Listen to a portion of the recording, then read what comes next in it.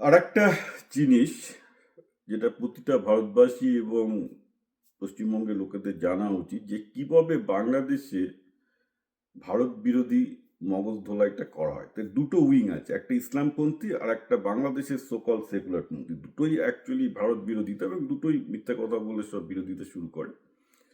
তো যারা ইসলামপন্থী তাদের বিরোধিতাটা খুব সহজ, সোজা কথা। ইসলামিক ব্রাদারহুডের কনসেপ্ট যে ভারতবর্ষে মুসলমানদের পেটানো হচ্ছে, মারা হচ্ছে, কাটা হচ্ছে, তাই ভারত বাজে, ভারত বিরোধিতা করতে হবে। ইটস ভেরি সিম্পল হিসাব। তো সেসব নিয়ে প্রচুর ভুয়ো খবর থেকে শুরু করে সত্যি খবরও সব কিছুই চলে।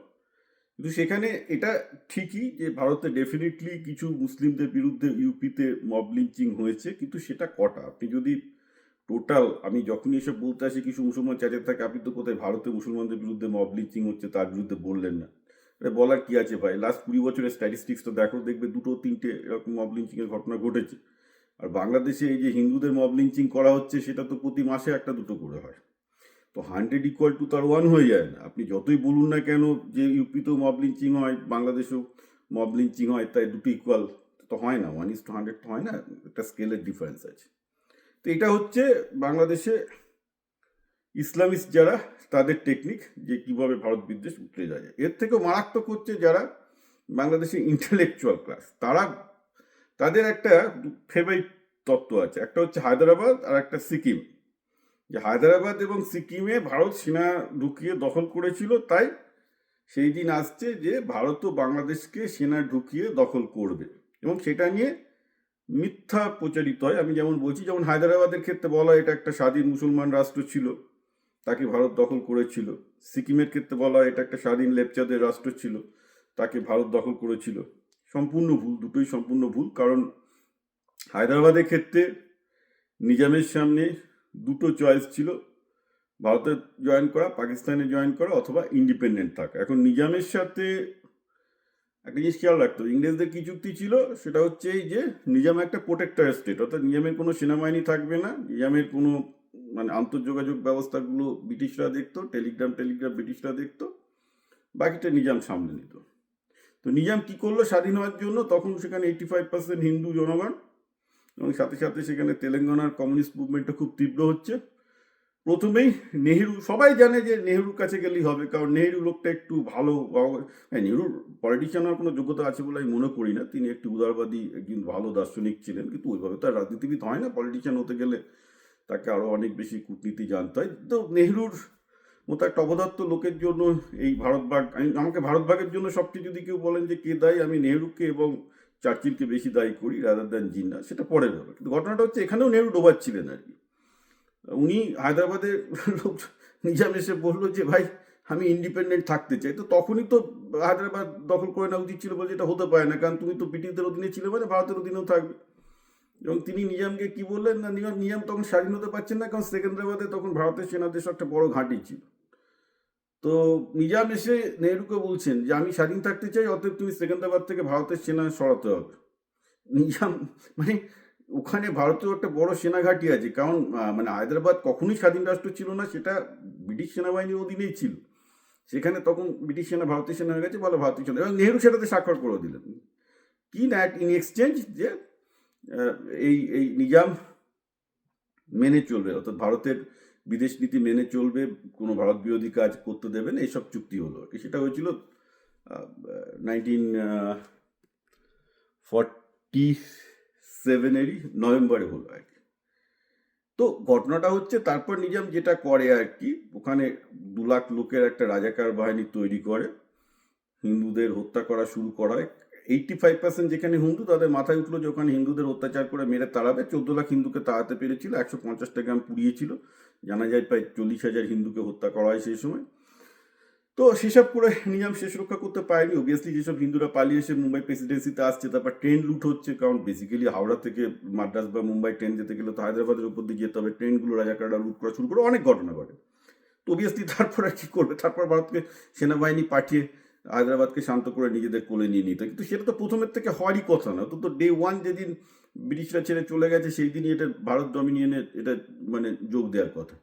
যোগ দেয়নি, কিন্তু নেহেরু নিজের ভাবমূর্তি ভালো রাখার জন্য আশকারা দিয়েছেন, আচ্ছা ঠিক আছে যোগ দেয়নি বড় কথা, সবচেয়ে বড় কথা হচ্ছে না ভারতীয় সেনাবাহিনী সেকেন্দ্রাবাদে একটা বড় ইউনিট ছিল, সেই ইউনিটটাকেও তিনি সরানো, মানে নিজাম চাইলো যে না তোমাকে ভারতীয় সেনা তুমি সরিয়ে দাও, সরিয়ে দিল, কোনো মানে হয় না। তো যাই মানে সোজা কথা হচ্ছে ওটা একটা ভারতীয় অংশ ছিল, হয়ে গেছে। এবং শুধু তাই নয়, এই মানে ভারতীয় সেনা পাঠানোর আগে নভেম্বরেও কিন্তু নিজাম চুক্তি করেছিল যে আমি ভারতীয় ডমিনিয়নের অধীনেই একটা স্বাধীন রাজ্য হিসেবে কাজ করব। সুতরাং নিজামের হায়দ্রাবাদ স্বাধীন রাষ্ট্র ছিল না, ওটা অলরেডি নেহরু যখন ওই সেকেন্দ্রাবাদ থেকে সেনা সরায় ওই চুক্তিতেই সরিয়েছিল যে তারা একদম অধীনস্থ রাজ্য হিসেবে কাজ করবে না সাহায্য। আর সিকিম ভুটান নেপালের গল্পটা শুনলে তো আপনি হাসতে হাসতে পেট ফেটে মরে যাবেন। এবং সিকিম নেপাল ভুটান এগুলো সবই হচ্ছে ব্রিটিশ প্রোটেক্টরের স্টেট, মানে স্বাধীন রাজা ছিল কিন্তু সবই ব্রিটিশদের অধীনে।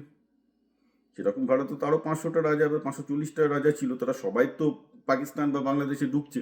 তো এইগুলো তো মানে নেপাল ভুটান সিকিম তিনটে রাষ্ট্র তো আলাদা থাকার কথা নয়, তাদের ভারতের আন্ডারে থাকার কথা, রাইট? অ্যাজ পার যেটা আমাদের যে চুক্তিটা হচ্ছে, যে চুক্তিটা তখন মানে যে অপশানগুলো দেওয়া হলো। তো সর্দার প্যাটেল বললেন আরে নেহেরু তুমি কি করছো, এদের তো এগুলো তো ভারতের অংশ হওয়া উচিত, এই রাজারা স্বাধীন থাকতে চাইছে।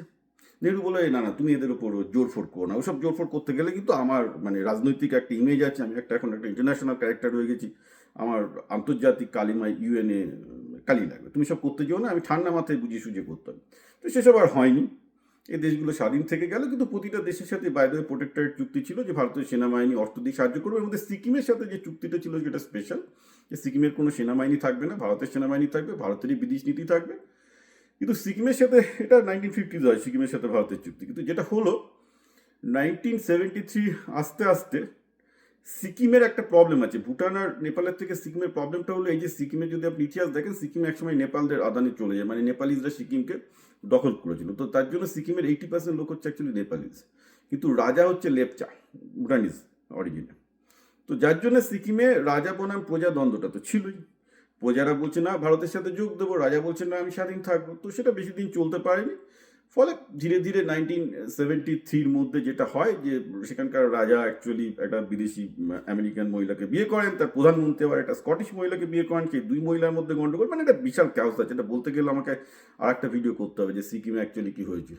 তো যাই হোক, তারপরে যেটা দাঁড়ায় যে এই নেপালিজ যারা ছিল আর কি সিকিমে, তারাই প্রায় রাজাকে মারতে উদ্যত হয়। তো সেই সময় রাজাকে বাঁচানোর জন্য ভারত সেনা পাঠায়, যে সেনা মানে যাক মানে তাকে প্রোটেকশন দেয়, এবং সেখানে গণভোট হয়, এবং গণভোটের মাধ্যমে 1975-এ সিকিম ভারতের ইয়ে হয়, কিন্তু ভারতের অঙ্গরাজ্যে পরিণত হয় 22nd। কিন্তু তার আগে অনেক ঘটনা ঘটে গেছে, তার আগে 2 বছর যা হয়েছে সেটা মানে একটা হাস্যকর ব্যাপার। এবং এটাতে দেখা যাবে যে যেহেতু সিকিমের অধিকাংশ লোক ছিল নেপালিস, তারাই ভারতের সাথে যুক্তি চেয়েছিল, কিন্তু তারা একটা ভুটানিজ সম্রাট চায়নি, এটা হচ্ছে সোজা ব্যাপার, এটা সবাই জানে। মুশকিল হচ্ছে এসব ডিটেলস আপনি কোনো পাবেন না বাংলাদেশি ইন্টেলেকচুয়ালদের মধ্যে। তবে হ্যাঁ, শুধু বাংলাদেশি ইন্টেলেকচুয়ালদের দোষ দিলেও হবে না, আমাদের লিবারালরাও এতে কিছু কম ফুয়েল করেনি। মোরারজি দেশাই বলে আমাদের একজন প্রধানমন্ত্রী ছিলেন, তিনি বলেছিলেন এই যে মানে ইন্দিরা গান্ধী সৈন্যটা পাঠিয়েছিল। তো বাইরে আমি নেহরুর বিরুদ্ধে কথা বলবো, একটা জিনিস এখানে বলা উচিত, কারণ কংগ্রেসের লোকগুলো তো আমার পেছনে খাই খাই করে তেড়ে উঠবে, যে ইন্দিরা গান্ধী কিন্তু সলিড মহিলা ছিলেন। তিনি অ্যাকচুয়ালি বাংলাদেশেও যেমন সেনা পাঠিয়েছিলেন, তেমন সিকিমও সেনা পাঠিয়েছিলেন। উনি কোনো মানে টলারেট করেনি, যেমন সিকিমকে যখন অধিগ্রহণ করায় চায়না প্রচুর ইউএনএ ট্যাফও করেছিল, চায়নাকে বলেছিল আরে ভাই তোমার তিবেতের বিরুদ্ধে আমি ট্যাফও করছি, তিবেত তো তোমরা খেয়ে ফেললে, অনেক বড় জায়গা খেয়ে ফেললে। তারপর চাইনিজরা চুপচাপ মানে শান্ত হয়ে যায়। তো মোরারজি দেশে বলেছিল এই ইন্দিরা গান্ধী এটা কী করেছিল, এটা বেসিক্যালি তখন ইন্দিরা গান্ধী বিরোধিতা করতে গিয়ে বলে যে এই যে সিকিম ভারত দখল করলে এতে ভারতীয় প্রতিবেশীরা একটু সাইট হয়ে যাবে। মোরারজি দেশাই ওই টাইপের, এবং আজকে প্রচুর বামপন্থী লিবারাল আছে ভারতের যারা ওইসব ভুলভাল কথাবার্তা ভাবে। তো ঘটনাটা হচ্ছে এই যে একটা জিনিস ভাবার আছে, যে আজকে বাংলাদেশের আপনি যদি বিভিন্ন সোশ্যাল মিডিয়া এবং ইনফ্লুয়েন্সার, পলিটিক্যাল ইনফ্লুয়েন্সার দেখেন, একদিকে দেখবেন এটা প্রবল ভারত বিরোধী প্রচার চলছে, আর তার সাথে তো ইসলামের নাহিলিজম আছে। এবার দুটো মিলেমিশে এখন এমন হয়ে গেছে, বাংলাদেশে ভারতীয় দূতাবাস চালাবু দেয়, হিন্দু হলে যে কোনো সময় সে নবীর অত্যাচার করেছে বলে পিটে মারা হবে, জনগণ উল্লাস করবে, এবং দেখা যাচ্ছে যে তাতে শুধু তাই নয়, সেটা যখন ভিডিও এবং এ আসছে তাতেও লোকজন আচ্ছা ঠিক আছে হিন্দুকে পেটানো গেছে, ভারতকে জবাব দেওয়া হয়েছে, এসব চলছে আর কি। খুব ভয়ঙ্কর পরিস্থিতির মধ্যে চলে গেছে Bangladesh. It is a practical fact. এটাকে যে অস্বীকার করবে সেটা ভুল হবে, কিন্তু প্রশ্ন হচ্ছে যে তাহলে ভারত সরকার এটা বসে বসে কেন দেখছে? আপনারা সেটাই বার করুন।